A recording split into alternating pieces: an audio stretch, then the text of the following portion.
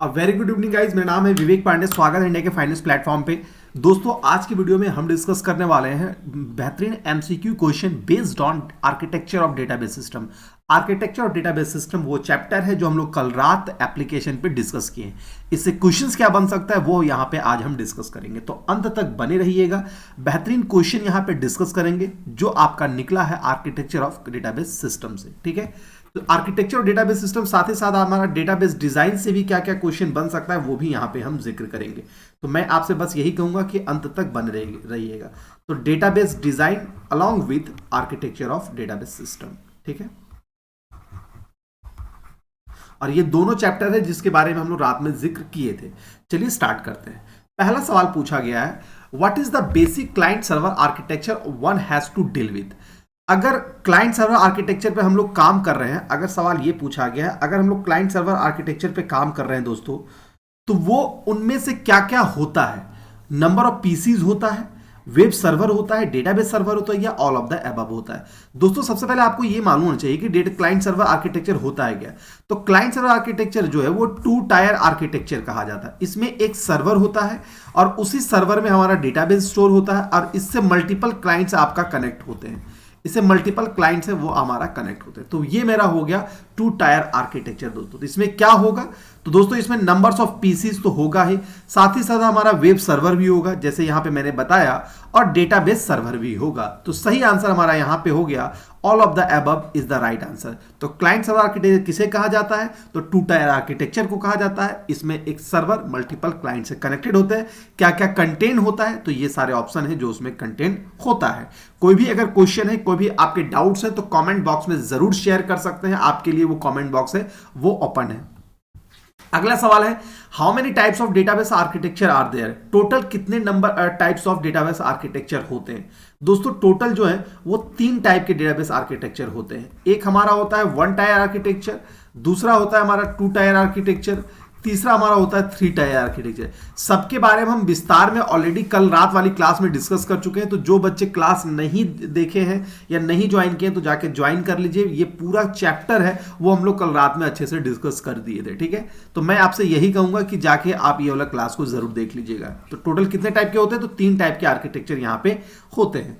आते हैं अब अगले सवाल में, What is true about 1 tier architecture. इनमें से कौन सा कथन है जो 1 टायर आर्किटेक्चर के लिए सही है। तो सबसे पहले आपको यह मालूम होना चाहिए कि 1 टायर आर्किटेक्चर होता है क्या। 1 टायर आर्किटेक्चर होता है जिसमें एक सिंगल पीसी, एक लोकल पीसी होता है, और उसी में हमारा डेटाबेस स्टोर रहता है। उसी में हमारा डेटाबेस स्टोर रहता है। ये किसी नेटवर्क से कनेक्टेड नहीं होता है, एक सिंगल पीसी होता है। जैसे कि आपका लैपटॉप हो गया, उसी में कोई एप्लीकेशन चल रहा है और उससे रिलेटेड डेटाबेस जो है वो उसी में स्टोर है। जैसे आपका ऑफलाइन बिलिंग सिस्टम हो गया, ये सब हमारा 1 टायर आर्किटेक्चर में कहा जाता है।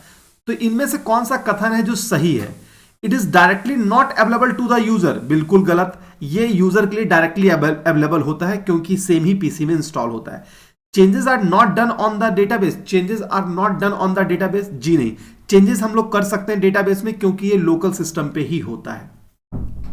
Database does not store in the server computer, बिल्कुल ये वाला कथन है वो सही है। क्यों, क्योंकि डेटाबेस जो इसमें होता है ना कि आपका लोकल कंप्यूटर में ही स्टोर होता है, यहां पे सर्वर कंप्यूटर की आवश्यकता नहीं होती है। तो ये वाला स्टेटमेंट है वो हमारा राइट है। फोर्थ ऑप्शन है, it is not use for the development of local application, बिल्कुल गलत। लोकल एप्लीकेशन के डेवलपमेंट के लिए ही इसका इस्तेमाल में लाया जाता है। तो इस टाइप के ही क्वेश्चन है जो आपके एग्जामिनेशन में बनते हैं दोस्तों। तो मैं आपको जरूर कहूंगा कि पूरा कॉन्सेप्ट एक बार जरूर देखिएगा, वो कहीं ना कहीं आपको बहुत ज्यादा मदद करेगा। अब आते हैं अगले पॉइंट पे, client server model is similar to, अभी इसके बारे में बता चुके हैं। क्लाइंट सर्वर मॉडल है वो किसके समान होता है दोस्तों, उसे हम लोग 2 टायर आर्किटेक्चर के समान कहते हैं। क्लाइंट सर्वर किसे कहते हैं, तो वो 2 टायर आर्किटेक्चर के समान होता है। तो राइट आंसर हमारा हो गया 2 टायर आर्किटेक्चर, ठीक है। अब आते हैं अगले क्वेश्चन में, which API use for the interaction in 2 tier architecture, इसके बारे में भी जिक्र कर चुके हैं। एपीआई का फुल फॉर्म आप थोड़ा सा लिख लीजिएगा, एग्जाम के लिए इंपॉर्टेंट है। Application program interface, application program interface, application program interface, program interface. ये क्या होता है वो समझ लीजिए। जैसे 2 टायर आर्किटेक्चर होता है, ये मेरा सर्वर है, ये मेरा सर्वर है, और सर्वर में हमारा डेटाबेस रखा गया है, सर्वर में हमारा डेटाबेस रखा गया है, और ये बहुत सारे क्लाइंट है, ये बहुत सारे क्लाइंट है, ये बहुत सारे क्लाइंट है।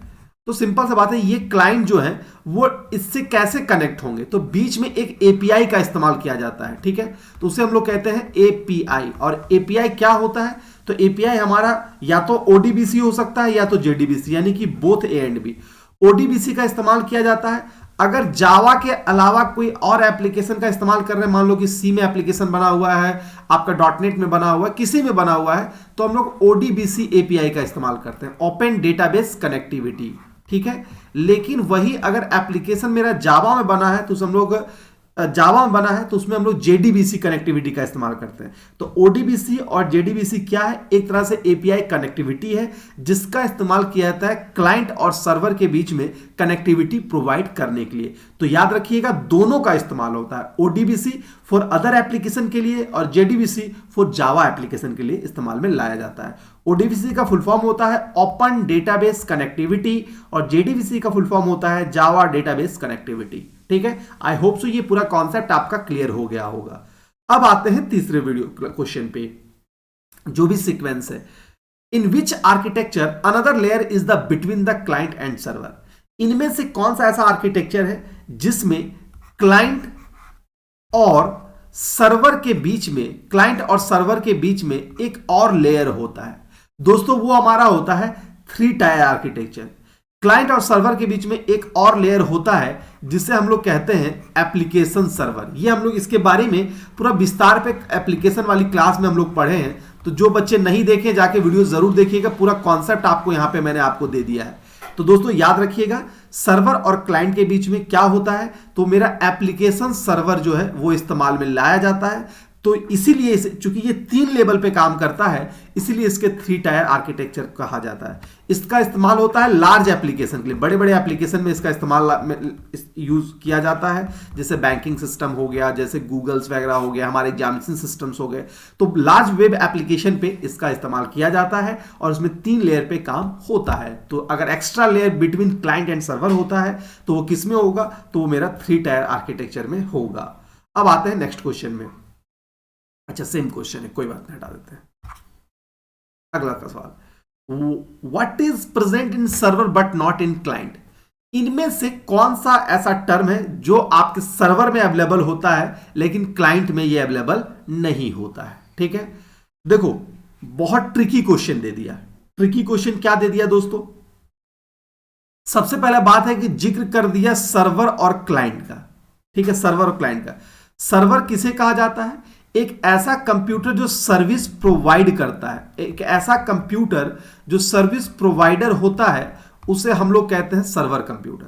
और एक ऐसा कंप्यूटर जो सर्विस रिसीव करता है उसे हम लोग कहते हैं उसे हम लोग कहते हैं क्लाइंट कंप्यूटर। तो जाहिर सी बात है कि ये जो है ये 1 टायर के बारे में जिक्र नहीं कर रहा है, ये जिक्र कर रहा है या तो 2 टायर या तो 3 टायर के बीच में, ठीक है, क्योंकि क्लाइंट और सर्वर का जिक्र किया है ना यहां पे। तो दोस्तों कौन सा ऐसा टर्म है जो सिर्फ सर्वर में होता है क्लाइंट में नहीं। तो दोस्तों जब 2 टायर और 3 टायर की हम लोग बात करते हैं तो सर्वर में हमारा होता है डेटाबेस होता है, ठीक है, डेटाबेस है जो हमारा सर्वर में ही इंस्टॉल होता है, ठीक है। और बाकी एप्लीकेशन जो है वो हमारा क्लाइंट में होता है और यूजर इंटरफेस भी हमारा क्लाइंट में होता है। हाँ एप्लीकेशन सर्वर है ये भी हमारा होता है सर्वर में ही होगा, एप्लीकेशन सर्वर जो होता है ये भी हमारा सर्वर में ही होगा। तो दोस्तों आप या तो आंसर डेटाबेस हो सकता है या तो एप्लीकेशन सर्वर, दोनों हो सकता है। चूंकि ये जो क्वेश्चन है वो 2 टायर को ध्यान में रख के बनाया गया है इसलिए आंसर डेटाबेस होगा। अब सवाल ये आएगा सर आप कैसे समझ गए कि 2 टायर का ध्यान में रख के बनाया गया, क्योंकि यहां पे जिक्र कर दिया ना सर्वर एंड क्लाइंट का। तो सिर्फ सर्वर और क्लाइंट का जो जिक्र हम लोग करते हैं वो 2 टायर में करते हैं। तो आंसर यह होगा यहां पे डेटाबेस। अगर डेटाबेस ऑप्शन में नहीं होता तो आंसर होता हमारा एप्लीकेशन सर्वर। आराम से समझिएगा, बहुत तरीके से मैं समझा रहा हूं, क्वेश्चन कैसा बन सकता है वो भी देखो, आपको ना कॉन्सेप्ट दिमाग में रहेगा तो जो भी ट्रिकी चीजें आएगी आप उसको आसानी से सॉल्व कर पाओगे दोस्तों। तो आंसर हमारा क्या हो गया, तो यहां पे आंसर हमारा हो गया database is the right answer. अगर डेटाबेस ना हो तो हमारा एप्लीकेशन सर्वर होगा, अगर 3 टायर के बिहाफ में हम लोग कुछ बातें यहां पे करते हैं तो, ठीक है, क्लियर है। अगर डाउट्स होगा, कोई क्वेरीज होगा तो मुझे कमेंट करके जरूर बताइएगा, आप ये बहुत इंपॉर्टेंट है। अब आते हैं अगले क्वेश्चन में। Request and response are transformed using between different database layer by what.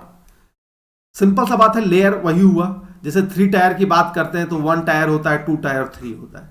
तो ये दोनों के बीच में जब ट्रांसफॉर्मेशन होता है, यानी सबके बीच में जो कम्युनिकेशन होता है अलग अलग लेयर के बीच में, उसे क्या कहा जाता है? तो दोस्तों रिक्वेस्ट और रिस्पॉन्स जो होता है सारे लेयर के बीच में, ये सब लेयर के बीच में, उसे हम लोग मैपिंग कहते हैं। उसे हम लोग क्या कहते हैं दोस्तों? उसे हम लोग मैपिंग कहते हैं। याद रखिएगा, याद रखिएगा, एग्जाम में ये पूछा भी जाता है। मैपिंग क्या होता है? तो मैपिंग कहने का मतलब होता है कि अगर लेयर के बीच में हम लोग कम्युनिकेशन करवा रहे हैं, ट्रांसफॉर्मेशन करवा रहे हैं, तो this term is known as a mapping. It's not known as a requesting, it's not known as a accessing, it's not known as none of the above, it's known as a mapping. Mapping, that means transformation of request and response between layers. Okay, I hope you got it the point. तो दोस्तों आपको ये चीजें समझ में आ गई होगी। Mapping क्या होता है? तो मैपिंग होता है जो लेयर के बीच में ट्रांसफॉर्मेशन करवाता है। अगले क्वेश्चन पे आते हैं। By using three-label database schema, the database architecture can be separated from the user view. What is the reason behind them? ठीक है, सिंपल सा बोला गया है। 3 लेवल में होता है। देखो मैं थोड़ा ना समरी के रूप में बता रहा हूं, समरी नहीं है, ऑलमोस्ट डिस्क्राइब कर रहा हूं। पूरा विस्तार में अगर आपको जानना है, थोड़ा विस्तार से चैप्टर देना है, तो एप्लीकेशन में जाके आप पूरा विस्तार में टॉपिक को पढ़ सकते हैं। ठीक है, तो पूछा गया है by using 3 level database schema. अगर 3 लेवल डेटाबेस स्कीमा का इस्तेमाल किया जा रहा है तो database structure can be separated from the user view. ये यूजर होता है, ये कॉन्सेप्चुअल होता है, और ये मेरा होता है फिजिकल होता है, और फिजिकल में ही मेरा डेटाबेस स्टोर रहता है। ठीक है, तो डेटाबेस को इससे अलग रखा गया है, इससे अलग रखा गया है। तो इसके पीछे कारण क्या है? क्वेश्चन समझो। डेटाबेस को यानी फिजिकल लेवल को यूजर से अलग रखा गया है, इसके पीछे कारण क्या है? कारण क्या है समझ लीजिए। The same data need to be view different by the different user. बिल्कुल सही बात है। हर डेटा जो है वो हर यूजर के लिए अलग है। सिंपल सा बात है, अगर आप भी एग्जाम फॉर्म फिलअप कर रहे हो, हम भी एग्जाम फॉर्म फिलअप करें, तो आपका डेटा अलग जाएगा, मेरा डेटा अलग जाएगा। तो सिंपल सा वही बात हो गया, सबके लिए अलग अलग वहां पे व्यूज है। डेटा एक्सेस नीड में changes over time to a particular user. बिल्कुल सही।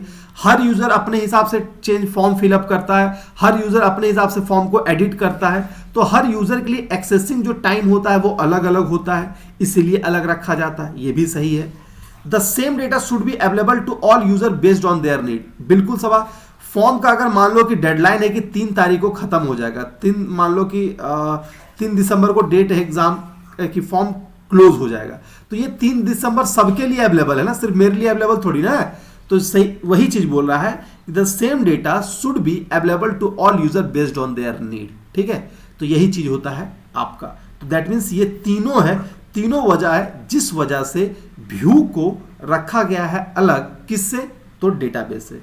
तो आपको 3 टायर आर्किटेक्चर में यही होता है। 3 लेवल होता है, व्यू लेवल होता है, कॉन्सेप्चुअल लेवल होता है, फिजिकल लेवल होता है। व्यू लेवल वो होता है जो हम सामने देखते हैं। आप एग्जाम फॉर्म को कंसीडर करो। जब एग्जाम फॉर्म में आप लोग देखते हो कि नेम लिखा हुआ है और नेम के बगल में अपना नाम लिखते हो, तो ये व्यू लेवल हो गया। अब ये नाम क्या है? कैरेक्टर है, इंटीजर है, ये हमें नहीं मालूम होता है, तो ये हमारा कहा जाता है कॉन्सेप्चुअल लेवल।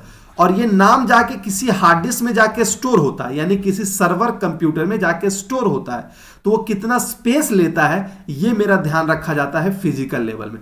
तो यही है आपका 3 लेवल आर्किटेक्चर स्कीमा। ठीक है, तो सबका अलग अलग खासियत है। तो दोस्तों मैं उम्मीद करता हूं कि ये पॉइंट आपको समझ में। तो वही सवाल पूछा गया था कि यूजर लेवल को जो अलग रखा गया है इससे, डेटाबेस से, उसके पीछे वजह क्या है? तो यही उसके पीछे वजह है।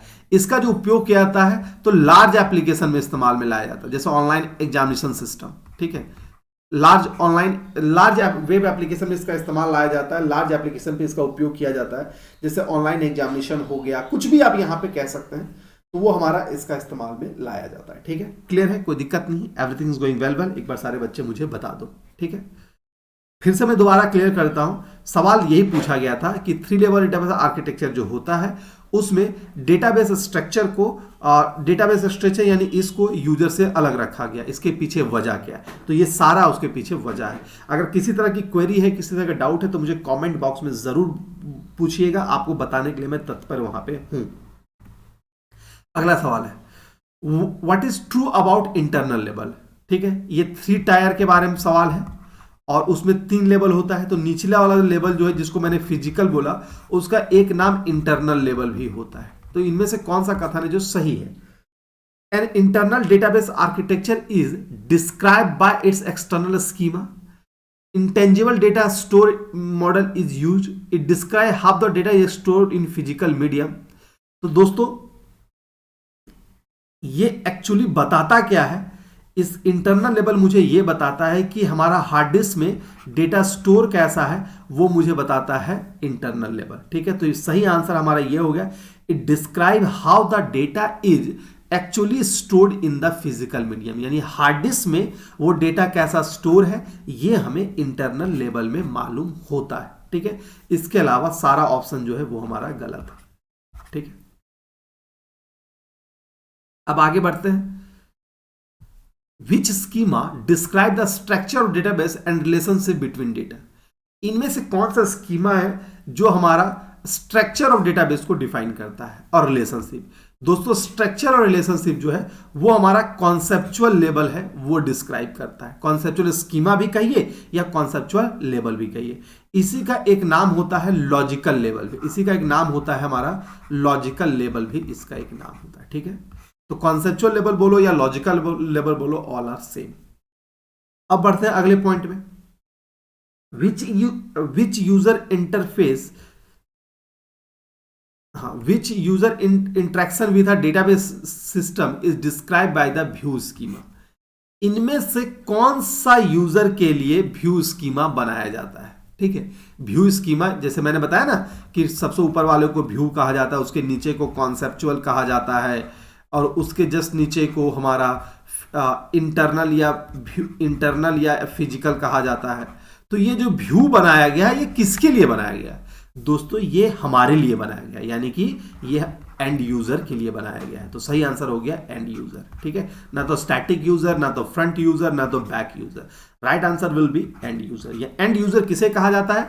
जो अंतिम पर्सन जो उसका इस्तेमाल करता है। जैसे हम हो गए एंड यूजर, हम एग्जामिनेशन फॉर्म फिलअप कर रहे हैं तो हम एंड यूजर हो गए। तो दोस्तों वो यूजर जो उस एप्लीकेशन का इस्तेमाल कर रहा है वो हमारा एंड यूजर कहा जाता है। ठीक है, अब आते हैं नेक्स्ट क्वेश्चन में। Database design content which of the following. जब डेटाबेस का डिजाइन हम लोग बनाते हैं उनमें क्या क्या होता है? Physical model, logical model, both A and B, either A and B. सही आंसर होगा both A and B. Database design क्या होता है? तो सिंपल सा बात है कि डेटाबेस डिजाइन कहने का मतलब यह है कि डेटाबेस को कितने अच्छे से हम डिजाइन करें, उसको मेंटेन करें, उसको इंटीग्रेट करें, उसको मेंटेनेंस प्रोवाइड करें, उसको डिजाइन करें ताकि मेरा काम आसान हो जाए। ठीक है, जैसे मैंने उदाहरण बताया था डेटाबेस डिजाइन के तहत क्या होता है कि डेटाबेस को डिजाइन किया जाता है, आप इसको और बेटरमेंट प्रोवाइड किया जाता है। बेटरमेंट कहने का तात्पर्य यह है, अगर मान लीजिए कोई ऐसा डेटाबेस है जो 50 GB स्पेस कंज्यूम कर रहा है, तो हम कुछ ऐसा दिमाग लगाएं कि वो 40 GB में आ जाए।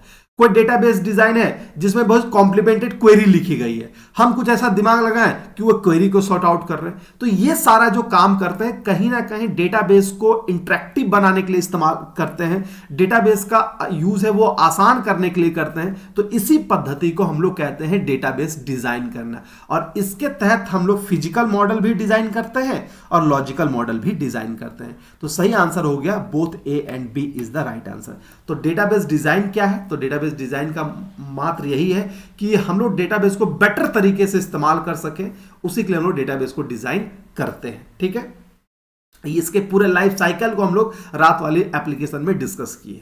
ठीक है, चलिए तो दोस्तों ये था आज का टॉप का क्वेश्चन जो मैंने आपके साथ जिक्र किया। ये वही सब, देखो जो चैप्टर हम लोग रात में पढ़ाई कर रहे हैं उसी चैप्टर का क्वेश्चन मैं यहां पे सुबह आपसे डिस्कस करता हूं। तो अगर ये आपकी फ्रीक्वेंसी अगर बनी रहेगी ना तो आपकी तैयारी भी अच्छी होगी और आपके दिमाग में ये भी बना रहेगा कि एग्जाम में क्वेश्चंस आता कैसा है। तो मैं यही कहूंगा कि रात में भी एप्लीकेशन में क्लास मत स्किप करना और सुबह ये डीपीपी वाली वीडियो भी स्किप मत करना। ठीक है, और भी किसी तरह क्वेरीज है तो मुझे कॉमेंट बॉक्स में जरूर बताइएगा, और हेल्पलाइन नंबर भी आपको यहाँ पे दिया है, आप उससे भी क्वेरीज कर सकते हैं। ठीक है, चलिए तो आज के लिए इतना ही रखते हैं, फिर मिलते हैं अगले वाली वीडियो में। तब तक के लिए good luck, goodbye and take care.